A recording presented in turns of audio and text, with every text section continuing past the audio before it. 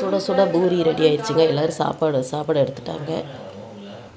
இப்போ இந்த பக்கம் உருளைக்கிழங்கு குருமா ரெடி ஆயிடுச்சு, காலி ஆயிடுச்சுங்க. சூப்பராக இருக்கும் இந்த உருளைக்கிழங்கு குருமா ரெசிபி நான் போடுற பாருங்கள், சூப்பராக இருக்கும். வீட்டில் காலையில் டிஃபன் பார்த்திங்கன்னா பூரிக்கிழங்கு மசாலா, அதுக்கப்புறம் பூரி பாருங்கள் சூப்பராக உப்பலாகிடுச்சு. இந்த மாதிரி செவக்க எடுத்திங்கன்னா சூப்பராக இருக்கும். நம்ம வீட்டில் இன்றைக்கி வந்துட்டு காலையில் பிரேக்ஃபாஸ்ட் பார்த்திங்கன்னா சூடான சுட சுட பூரியும் உருளைக்கிழங்கு மசாலாவுங்க ரெடி ஆயிடுச்சு.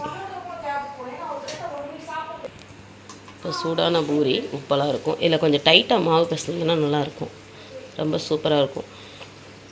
இப்போ இதே சப்பாத்திக்குன்னு பார்த்திங்கன்னா நம்ம கொஞ்சம் லூஸாக பிசையணும், அது சுடு தண்ணி விட்டு பிசையணும். சுட சுட பூரி ரெடி ஆயிடுச்சுங்க. எல்லோரும் சாப்பாடு எடுத்துட்டாங்க. இப்போ இந்த பக்கம் உருளைக்கிழங்கு குருமா ரெடி ஆயிடுச்சு, காலி ஆயிடுச்சுங்க. சூப்பராக இருக்கும் இந்த உருளைக்கிழங்கு குருமா ரெசிபி நான் போடுற பாருங்கள், சூப்பராக இருக்கும். வீட்டில் காலையில் டிஃபன் பார்த்திங்கன்னா பூரிக்கிழங்கு மசாலா, அதுக்கப்புறம் பூரி பாருங்கள் சூப்பராக உப்பலாகிடுச்சு. இந்த மாதிரி செவக்க எடுத்திங்கன்னா சூப்பராக இருக்கும்.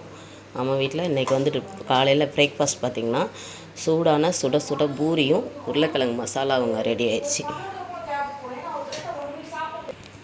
இப்போ சூடான பூரி உப்பலாக இருக்கும். இதில் கொஞ்சம் டைட்டாக மாவு பிசைஞ்சிங்கன்னா நல்லாயிருக்கும், ரொம்ப சூப்பராக இருக்கும்.